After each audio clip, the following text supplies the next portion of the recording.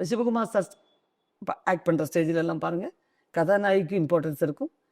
அதே நேரத்தில் Sivakumar sir dominate பண்ணியிருப்பார் அந்த படத்தில். அப்படிப்பட்ட படங்கள் அந்த ஒரு காலகட்டம் போயிடுச்சு. அதுக்கப்புறம் எக்ஸ்போஸ் அன்னைக்கு பார்த்தீங்கன்னா சில்க் ஸ்மிதா, ஜெயமாலினி, டிஸ்கோ சாந்தி, அனுராதா, இப்படி அது கிளாமரஸ் ஏரியாஸுக்குன்னே சில ஆர்டிஸ்ட் இருப்பாங்க.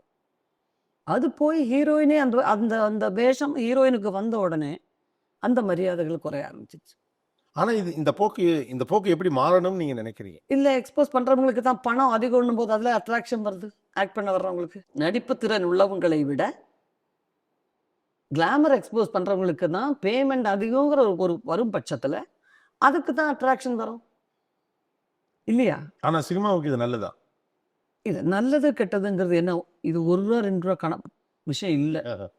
இது கோடிக்கணக்காக செலவு பண்ணுற ஒரு விஷயம். இதனுடைய ஓடபிலிட்டிங்கிற ஒரு விஷயம் இருக்கு. படம் ஓடுவதற்கு என்ன செய்வோம், அந்த கமர்ஷியல் எலிமெண்ட்டை பார்க்கும்போது நம்ம விட்டு கொடுத்து தான் போகணும். நான் ஒரு ப்ரொடியூசராக இருந்தாலும் அது விட்டு கொடுத்து தான் போகணும். இதை மொத்தமாக ஒரு ட்ரெண்டாக மாறும் வரையில் நம்ம வெயிட் பண்ணி தான் பார்க்க முடியும். ஓகே.